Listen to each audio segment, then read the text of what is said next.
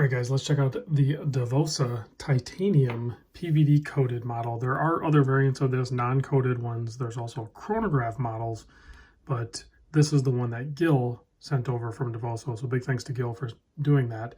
And I wanted to kind of show this one because it is a larger watch. So there's a lot of people out there that kind of have to wear these larger watches or just prefer them.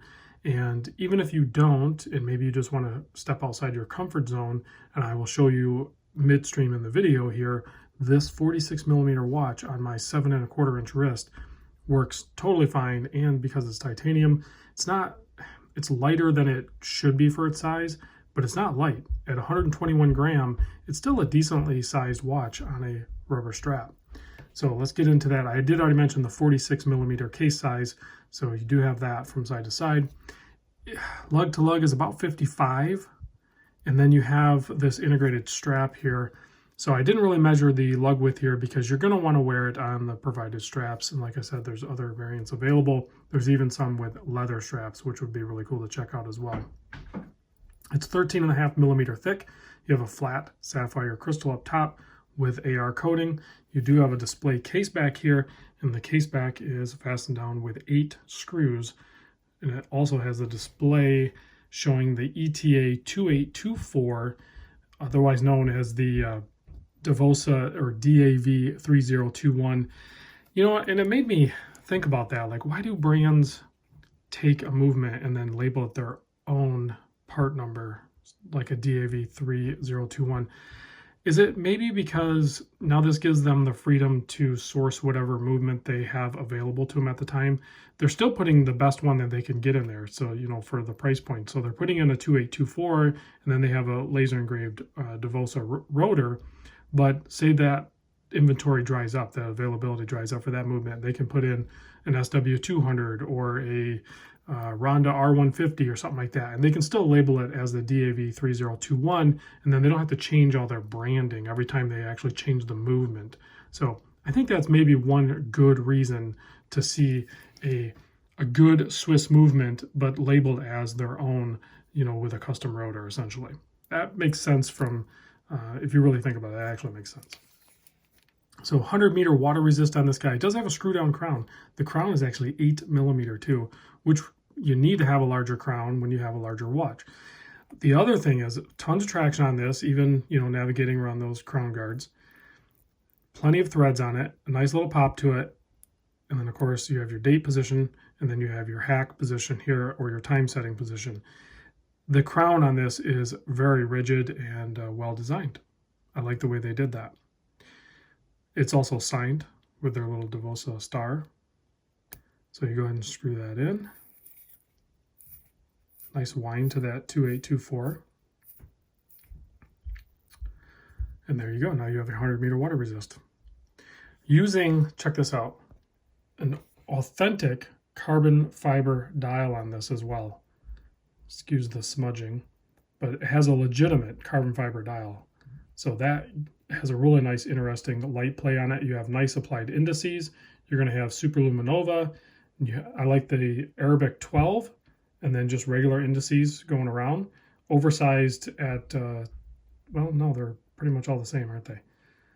It's just the way the light catches them, because they're brushed and then they're filled down the center with the superluminova. Now, of course, you have your 10, 20, 30, 40, 50 on the outside for your minute track, but super legible, easy to read at a glance. Nice brushed hand set, semi-skeletonized, and then as those hands rotate, you'll still be able to see a little bit of the Davosa and a little bit of the titanium as they're running around. That pure red second hand also ties in with the red markings around the triangle at the 12 and all the way down to the 15 mark. Here's a closer look at the case back and all its information. And the smudging, sorry about that. The strap is actually very comfortable, but you can tell it's rigid and strong enough that it's gonna last a long time. You have 2 keepers here. One is gonna be captured by these little nubs on the strap, and then this one's a full floating, even though it doesn't have a ton of real estate to float, but that's plenty. And then you have titanium hardware here as well. The independent design of this I thought was gonna be a problem at first until I put it on a couple times. It's actually not an issue. You can definitely tell the strap and the holes position is geared towards larger wrist. I'll show you why. Let me put this on wrist. In case I forget, the retail price on this is $999. So you're looking at a $1,000 watch here, excluding any sort of discounts. Now, the reason I say it's for larger wrist, I'm 7 1/4, and to go smaller, there's only one more pair of holes. So I can say I recommend this for my size wrist or larger, and I can say that also in the fact that like you're probably not going to be able to get it to size properly on your wrist if you have a smaller wrist. But here it is on my 7 1/4. Yeah, it looks a little bit large. It is a larger watch. It's 46 by 55, guys. But the design of it and then the strap integration on it, like makes it comfortable and wear really good. Like I don't feel awkward around this watch at all. I'm not gravitating towards larger watches right now, but when I'm in the mood for a larger watch, I could see wearing something like this. I would like to see maybe some other models, maybe the raw titanium one with the leather strap or something like that, or maybe a chronograph where it's a little bit busier dial. That would be kind of fun.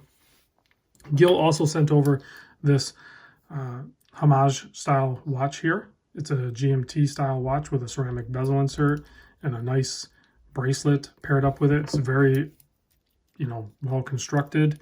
It does have a stamped outer part clasp with 4 micro adjust, kind of like a Seiko or something. But these are also really nice watches too. I'm not going to do an independent one on this. There's already so many videos out on these guys for sure. But I will pop it on wrist real quick for you so you can see that.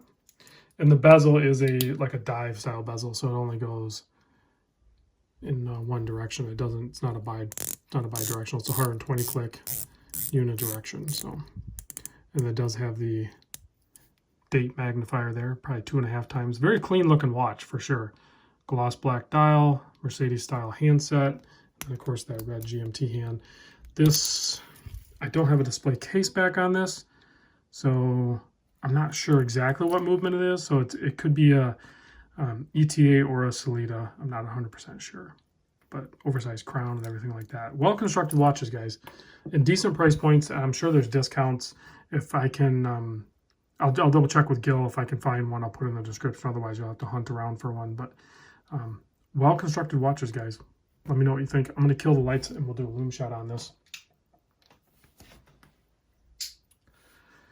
Let's see. Loom is pretty good on the hour and minute, and then definitely dim on the indexes and the 12. So definitely some room for improvement there. And then on the GMT watch, that's probably BGW9 there, and a decent amount of loom. So thanks for watching, guys, and I'll see you on the next vid.